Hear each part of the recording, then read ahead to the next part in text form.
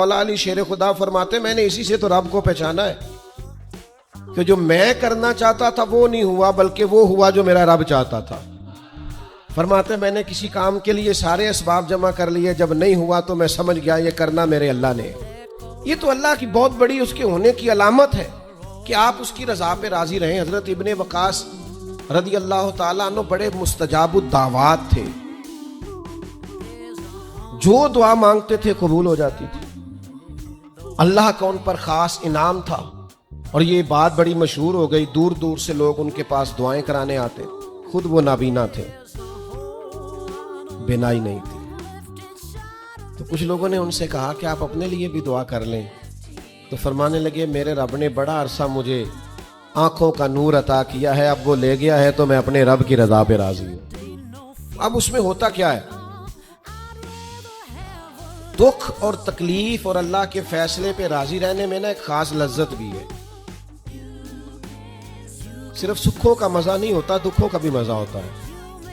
ہاں زخموں کی بھی ایک لذت ہوتی ہے. یہ کبھی آپ کے کوئی زخم ہو جائے اور ٹھیک ہونے کے قریب آئے تو آپ اسے چھیڑ کے دیکھیں, اس کی بھی ایک لذت, دکھوں کا بھی ایک مزہ. سکھوں میں تو لوگوں کو رونا نہیں آتا, جو بڑے سکھی ہوتے ہیں وہ تو کعبے جا کے نہیں روتے.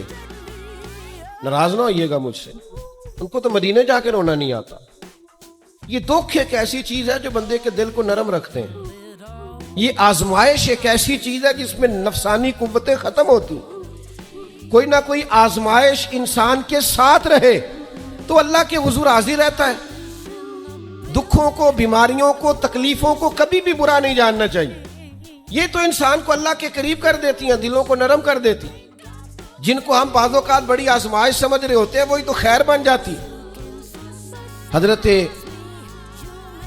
جناب ایوب علیہ السلام شدید علیل ہو گئے, شدید بیمار ہیں.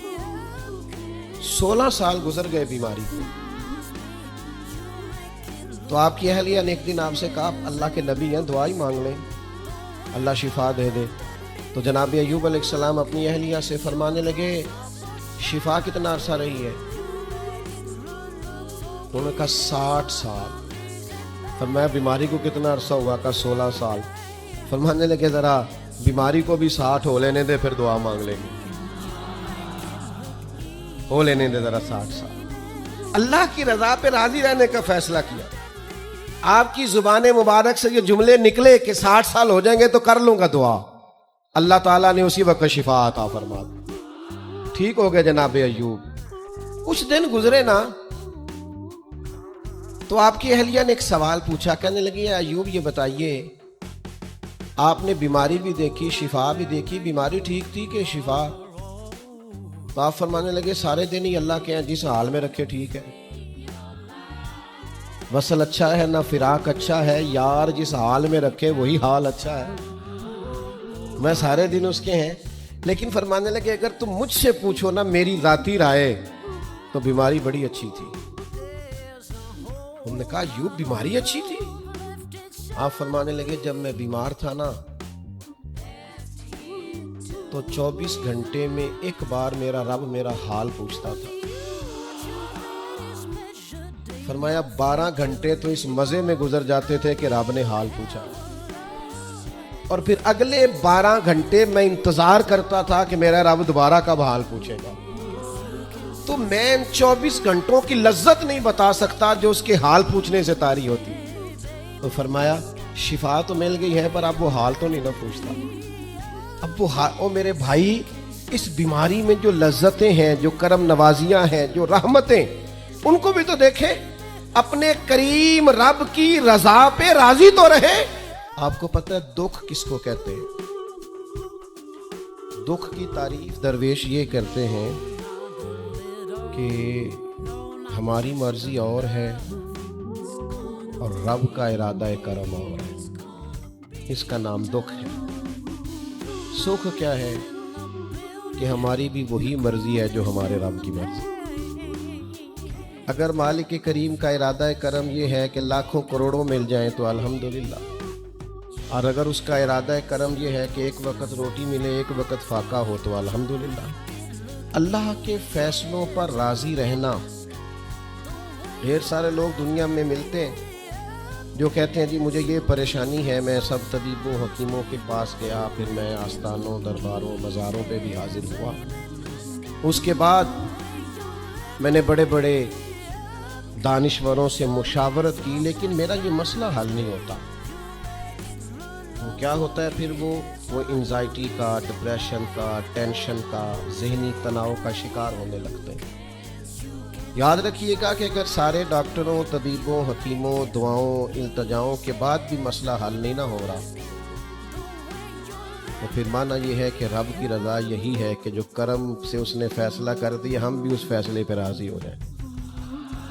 بے چینی اور اضطراب یہ ہے کہ اللہ کا فیصلہ کچھ اور ہے اور ہماری جدوجہد کچھ اور ہے، اس سے ذہنی اضطراب اور تناؤ پیدا ہوتا ہے، اس سے طبیعتیں بے چین اور بے قرار ہوتی ہیں۔ امام علی مقام رضی اللہ تعالیٰ عنہ کی زندگی یہ ہے، اس کو سمجھیے گا کہ جس طرح قرآن مجید نے حضرت یوسف علیہ السلام کے واقعہ کو احسن القصص کہا ہے نا، قصوں میں سے سونا قصہ، خوبصورت داستان جناب یوسف کی، اور داستان یہ ہے کہ کبھی وہ باپ کے سب سے زیادہ لاڈلے ہیں اور کبھی وہ جناب یوسف علیہ السلام کنویں کی زینت بن گئے، کبھی ان کے قریب گرم ہوا بھی نہیں آتی اور کبھی ان کے چہرے پر تماچے پڑتے ہیں۔ پھر وہ کنویں سے نکلتے ہیں تو ایک اور تکلیف سہتے ہیں کہ انہیں بازار میں بیچا جاتا ہے۔ پھر وہ اللہ کی فضل سے اور اس کی توفیق سے ایسی جگہ چلے جاتے ہیں جہاں انہیں شہزادہ بنا کے رکھا جاتا ہے۔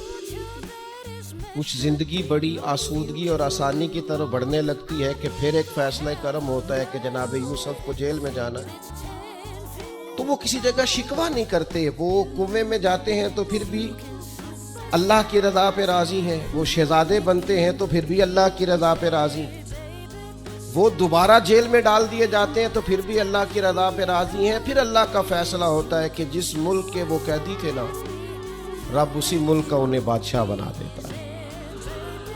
یہ انسانی زندگی کا ایک دستور ہے کہ آپ کو دکھ بھی آئیں گے، سکھ بھی آئیں گے، آزمائشیں بھی آئیں گی، تکلیفیں بھی آئیں گی، لیکن سکھوں کا معاملہ تو ہم بڑے لطف کے ساتھ اور ذائقے کے ساتھ گزارتے ہیں، دکھوں کی باری آتی ہے تو شدید اضطراب کا شکار ہو جاتے ہیں۔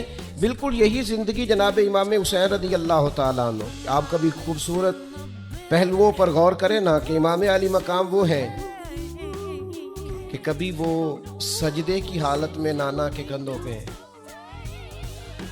اور کبھی حضور گلی سے گزر رہے ہیں تو حسنین نانا کے کندھوں پہ ہیں۔ کبھی کیفیت یہ ہے جناب امام علی مقام رضی اللہ تعالیٰ عنہ کی کہ وہ اپنی والدہ کے مقدس کاشانہ نور میں خاتون جنت کی گود میں کھیل رہے ہیں، کبھی مولا علی شیر خدا رضی اللہ تعالیٰ عنہ کی مقدس باہوں میں جھول رہے ہیں۔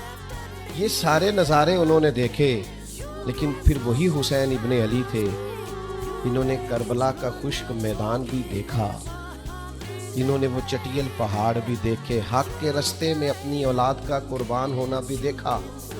کسی جگہ شکوہ نہیں کرتے، بلکہ وہ کہتے ہیں جس حال میں میرا رب رکھے میں اسی حال میں راضی ہوں۔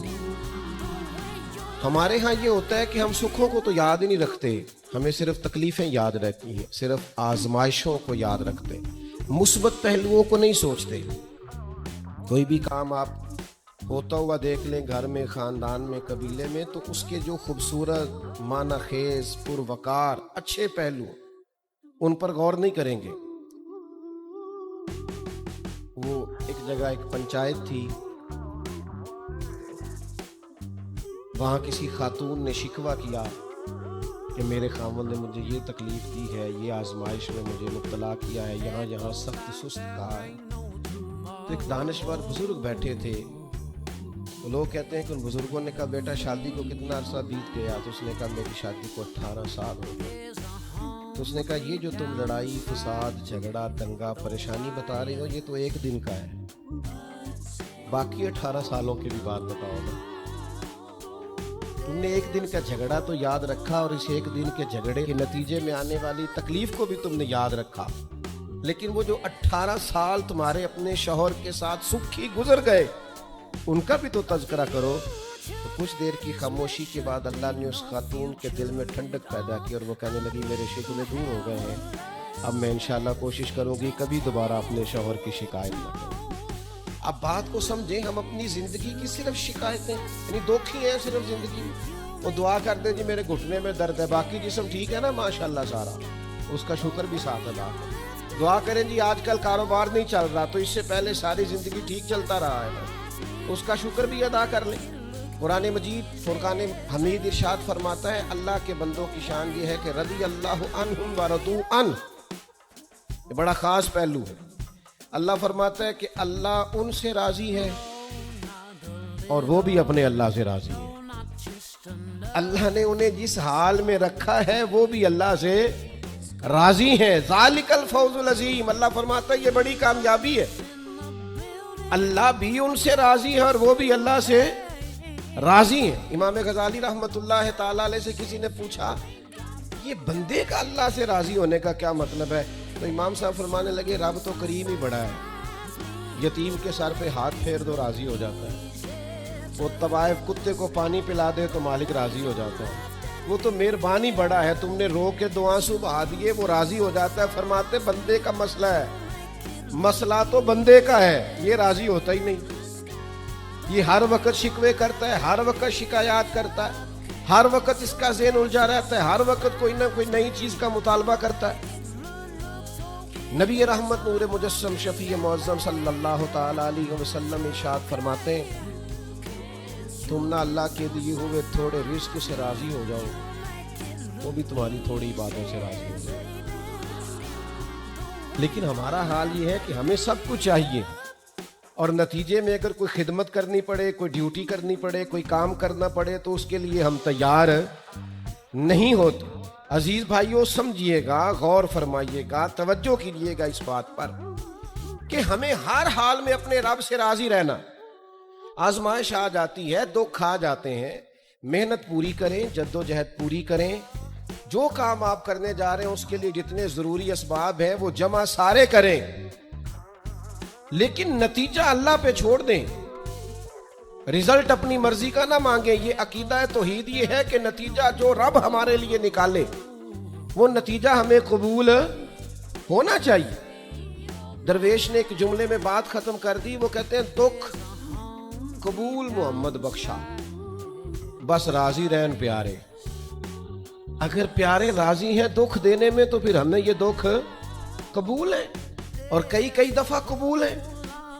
तो अपनी तबीयत के अंदर ये मकाम तस्लीम व रज़ा लाएं, हर वक्त अपने रब से राजी रहे। सही मुस्लिम शरीफ में हजरत उमर फारूक रदी अल्लाह ताला अन्हु का एक जुमला बड़ा खूबसूरत है और हुजूर उसको सुन के बड़े राजी हुए। सही मुस्लिम में मौजूद है। हजरत उमर ने एक मौके पर जब सरवर कायनात अलैहिस्सलाम को थोड़ा नाराज देखा, हुजूर के चेहरे पर कुछ आसारे नाराजगी देखे, तो जनाब उमर ने एक जुमला कहा था जो बड़ा हसीन है और कुतुब अहादीस में चमकता है। हजरत उमर ने वो बात कही तो हुजूर की नाराजगी खुशी में बदल गई। नबी पाक अलैहिस्सलाम के चेहरे पर जो आसारे नाराजगी थे वो खुशी के तसव्वुरात में बदल गए। हजरत उमर अर्ज करने लगे रदीतु बिल्लाहि रब्बा व बिल इस्लाम दीना व बिसय्यिदिना व मौलाना मुहम्मदिन नबिय्यम व रसूला। हजरत उमर ने हुजूर को नाराज देखा तो कहने लगे या रसूल अल्लाह, हम अल्लाह के रब होने पे राजी हैं, इस्लाम के दीन होने पे राजी हैं और अल्लाह ने आपको हमारा नबी और रसूल बनाया, हम इस बात पर बड़े राजी हैं। हम राजी हैं कि अल्लाह हमारा रब है, इस्लाम हमारा दीन है और मोहम्मद सल्लल्लाहु अलैहि वसल्लम हमारे नबी और रसूल हैं, बड़े राजी हैं। बस ये रजा वाला जुमला कहा तो अल्लाह के रसूल खुश हो गए। तो अल्लाह से राजी रहें, आपके तसव्वुरात में शिकवे पैदा ना हो, शिकायतें ना हो, उलझे नहीं। और बहुत सारे लोग ऐसे जिनका ख्याल है मेरी बड़ी शान है, तो मेरे ऊपर मुश्किलात क्यों आती है। दोस्त अक्सर कहते हैं जी मैं सदका भी देता हूँ, नमाजें भी पढ़ता हूँ, दिल किसी का ना दुखे इसके लिए भी पूरी कोशिश करता हूँ। मेरा जिंदगी का मिजाज ये है कि मैं कोशिश करता हूँ कि किसी को मेरे लहजे से, अंदाज से, उठने बैठने से अजियत ना पहुँचे, लेकिन फिर भी मुझे मसाइब आते हैं। हम उन्हें कहते हैं आप इबादत करें, मेहरबानी फरमाएं, तजारत तो ना करें। آپ کی رائے یہ ہے کہ میں نے صدقہ دے دیا مصیبت کوئی نہ آئے، میں نے نماز پڑھ لی مشقت کوئی نہ آئے. تو قانون قدرت یہ ہے کہ حضور علیہ الصلوۃ والسلام فرماتے ہیں سب سے زیادہ تکلیفیں آتی انبیاء پہ ہیں، اور حضور فرماتے ہیں میں اللہ کا لاڈلا محبوب ہوں، میرے اوپر سب سے زیادہ تکلیفیں آئیں. یہ آپ اللہ کی رضا پہ راضی رہ کے تو دیکھیں، آپ کے مزاج میں کمال بردباری پیدا ہو جائے، ایک ٹھہراؤ آئے. یہ دوست انتظامات کر رہے ہوتے ہیں نا پروگراموں کے، اجتماعات کے، محافل کے، تو میں ایک ہی بات سب سے کرتا ہوں، میں کہتا ہوں آپ نے نا بردبار رہنا ہے، آپ نے تحمل سے رہنا ہے. ہم دیہاتی لوگ ہیں تو ہمارے ہاں شادیاں ہوتی تھی نا، تو شادیوں پہ رشتہ دار اکٹھے ہوتے تھے، تو صرف یہ فکر نہیں ہوتی تھی کہ کھانا پورا ہو جائے، صرف اتنی فکر نہیں ہوتی تھی کہ ان کے سونے کا انتظام ہو جائے، ایک فکر اور بھی ہوتی تھی کہ بندے بڑے اکٹھے ہوئے ہیں، سارے برادری اکٹھی ہوئی ہے، کتنے لڑ نہ پائیں آپس میں. ہمارے ہاں نا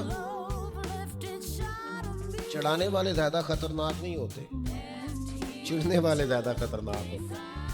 جو ذرا سی بات پہ غصے میں آ جائیں، ذرا سی بات پہ چڑھ جائیں، کہیں سکون ہی نہیں، ٹھہراؤ ہی نہیں زندگی میں. اللہ کی رضا پہ راضی رہیں. میرے رب نے جہاں مجھے رکھا ہے سب سے زیادہ باکمال رکھا ہے. جہاں میں ہوں خدا جانے بلندی ہے کہ پستی، پر جہاں میں ہوں وہاں کوئی نہیں ہے. آپ اپنے رب کی رضا پہ راضی رہیں کہ میری جہاں ڈیوٹی ہے، کیا ہی بات ہے، میری جہاں ڈیوٹی. حضرت صدیق اکبر کو امیر المومنین بنایا گیا، لیکن جناب بلال حبشی کے پاس مدینے والے محبوب کے مہمانوں کی ذمہ داریاں تھیں، مسجد نبوی کی کنجیاں تھیں. کمال ان کا بھی بڑا ہے اور کمال بلال حبشی کا بھی بڑا ہے، حالانکہ وہ تو مسجد میں جھاڑو دیتے تھے، خدمت کرتے تھے. تو آپ اللہ کی رضا پہ راضی رہیں. جہاں رب نے آپ کو رکھا ہے، جس مقام پہ رکھا ہے، وہاں آپ راضی رہیں. آپ کو اطمینان محسوس ہوگا، آپ سکون میں آ جائیں، دل میں ٹھنڈک محسوس کریں، پریشانیوں سے نکلیں گے.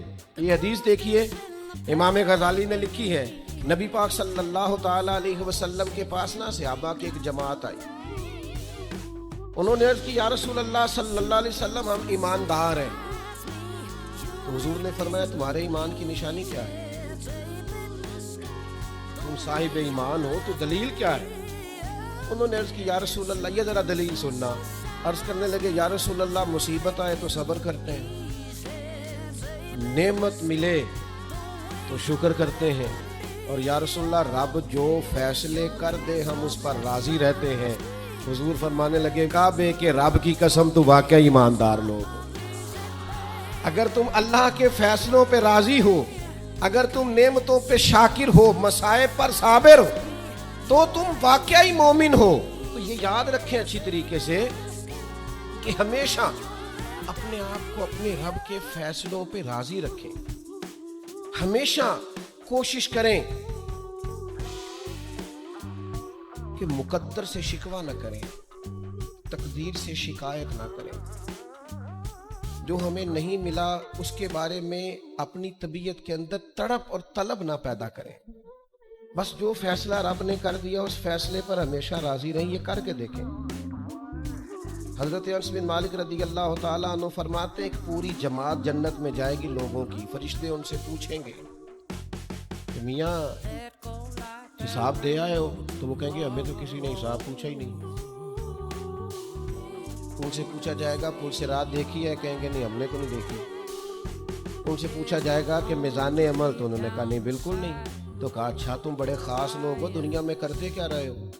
تو کہیں گے کرتے کچھ بھی نہیں تھے، رب کے فیصلوں پہ راضی رہتے. اور طبرانی میں ایک روایت ایسی بھی موجود ہے کہ حضور فرماتے ہیں رب کہتا ہے جس نے میرے فیصلوں پہ راضی نہیں رہنا وہ رب کوئی اور ڈھونڈ لے. اگر تم میرے فیصلے پہ راضی ہی نہیں ہو، او بھائی میں اپنے ادارے کا سربراہ ہوں، جو میرا فیصلہ نہیں مانے گا وہ نکلے گا ادارے سے. میں اپنی جماعت اور تنظیم کے تعلق سے کوشش کروں گا کہ امیر کی اطاعت کا سبق دوں. اگر کوئی نظم و ضبط درست نہیں کرے گا، یہ ایک حال ہے یہاں کے جو مینجمنٹ کے کام ہے، معاملات ہیں، ایک سربراہ احباب نے بنایا ہوتا ہے. اب اس کی اگر بات نہیں مانے گا کوئی ورکر، کوئی کام کرنے والا، تو یقیناً وہ کہیں گے کہ میاں آپ بات نہیں مان رہے، تمہارا نظم و ضبط خراب ہوتا ہے. لہذا اگر آپ نے ہمارے نظم کے اندر نہیں رہنا تو آپ نکل جائیں. تو اللہ کے فیصلوں کو جو لوگ تسلیم نہیں کرتے، اللہ کے فیصلوں کو جو لوگ تسلیم نہیں کرتے یقیناً وہ کمزور ہو جاتے ہیں. آج بڑے لوگ ہیں جو وظیفے پوچھتے ہیں اللہ کیسے راضی ہوگا, بتاؤ وظیفہ آپ کو. امام غزالی لکھتے ہیں کہ حضرت موسیٰ کلیم علیہ السلام نے اللہ کے حضور عرض کیا, مالک میری قوم پوچھتی ہے تو کیسے راضی ہوگا, ہم تجھے راضی کرنا چاہتے ہیں تو کیسے راضی ہوگا. تو حضرت موسیٰ علیہ السلام سے رب کریم نے فرمایا ان سے جا کے کہہ دو کہ مجھ سے راضی ہو جائے میں بھی ان سے راضی ہو جاؤں.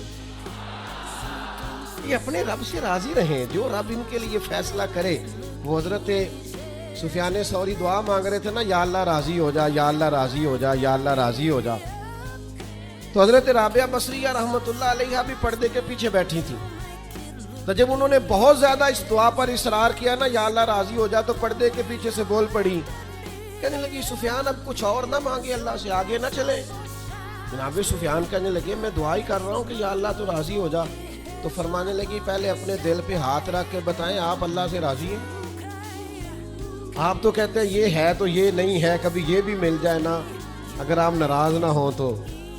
پہلے خیال تھا ایک سواری مل جائے چاہے موٹر سائیکل ہی ہو, مل گئی. اب بڑے پریشانی ہوتی ہے, کبھی 4 ٹائروں والی ہوتی نا, وہ بھی مل گئی, دے دی, طلب ہی یہ تھی. اب خیال آتا ہے کبھی تھوڑی سی بڑی مل جائے نا, وہ بھی مل گئی. اب جن کی ذرا گاڑیاں اونچی ہیں, ٹائر چوڑے ہیں, وہ پریشان کرتے ہیں, تو بندہ تو روک ہی نہیں رہا کہیں. تو حضرت کلیم سے رب نے فرمایا ان سے کہو مجھ سے راضی ہو جائے میں بھی ان سے راضی ہو جاؤں. لیکن ہماری طبیعت کی بے چینی, ہمارے مزاج کی بے قراری, ہمارے لب و لہجے کا وہ عالم کہ ہم خوش نہیں ہوتے. ڈھیر سارے لوگ ہیں, آپ کچھ بھی کر لیں, کچھ بھی گھر میں لے آئیں, کچھ بھی ہو جائے, کتنی بھی نعمت مل جائے, ان کا مزاج اس طرح کا بن جاتا ہے, خوش نہیں. میں اکثر دوستوں سے کہتا ہوں کہ بعض دوست ایسے ہیں جن کا انداز اس طرح کا ہے کہ ان کو کوئی بھی نعمت مل جائے تو ان کی طبیعت سکون پذیر نہیں ہوتی. حضرت عبداللہ ابن عمر رضی اللہ تعالیٰ عنہ صحابہ میں سے بڑے صالح آدمی ہیں, نیک آدمی ہیں, حضرت عمر کے صاحبزادے, اور اللہ کے حبیب علیہ السلام نے فرمایا یہ بڑے نیک ہیں. تو سیدنا عبداللہ ابن عمر رضی اللہ تعالیٰ عنہ کے نا ایک صاحبزادے بیمار تھے. یہ جو بچے بیمار ہوں یا کسی تکلیف میں ہوں تو یہ ماں باپ کو بڑا بے چین کر دیتے ہیں. اپنی بھوک بھی بندہ سہ لیتا ہے, اپنی بیماری اور تکلیف بھی سہ لیتا ہے, لیکن اگر اولاد کسی آزمائش کا شکار ہو جائے, پریشانی کا شکار ہو جائے تو انسان بڑی تکلیف میں آ جاتا ہے. حضرت عبداللہ ابن عمر رضی اللہ تعالیٰ عنہ بڑے پریشان تھے اپنے بیٹے کو لے کر, اور جو ان کے قریبی لوگ تھے وہ محسوس کرتے تھے کہ شدید ذہنی اضطراب میں مبتلا ہیں سیدنا عبداللہ ابن عمر. اللہ کا فیصلہ ایک کرم آیا اور ان کے صاحبزادے کا وصال ہو گیا. جب ان کے صاحبزادے وصال کر گئے نا تو ظاہر ہے کہ بیماری سے بڑا غم تو صاحبزادے کا انتقال کر جانا ہے.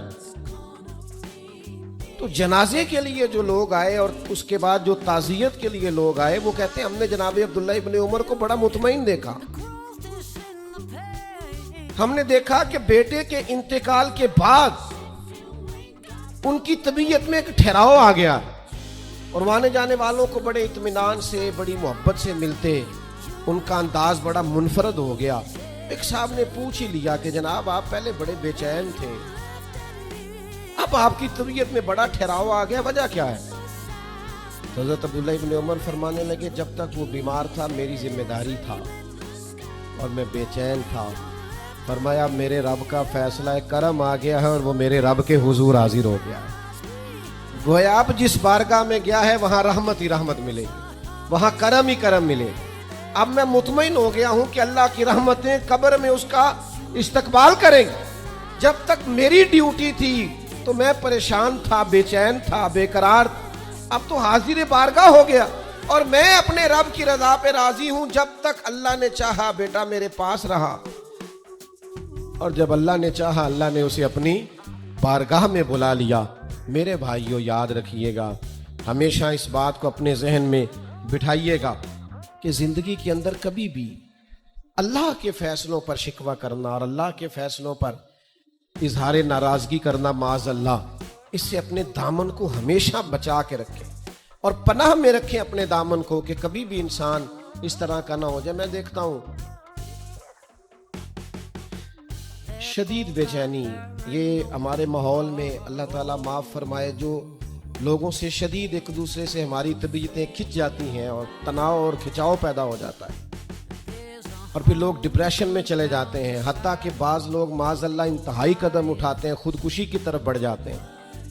اور بڑے بڑے پڑھے لکھے لوگوں کا ہم ایسا رجحان دیکھتے ہیں کہ وہ عجیب پریشانی کن گفتگو کرتے ہیں، بس اس کا ارادہ تھا ملک سے باہر جانے کا اور وہ حالات سازگار نہیں ہوئے، کسی وجہ سے نہیں جا سکا، تو بھئی سارے لوگ نہیں جا پاتے۔ آپ ڈھیر سارے لوگوں سے پوچھ لیجئے گا کہ وہ زندگی میں کچھ اور کرنا چاہتے تھے، لیکن اللہ کا ارادہ کرم ان کے لیے کچھ اور تھا، اور یہ ایک ایسی اللہ کی توحید کی علامت ہے کہ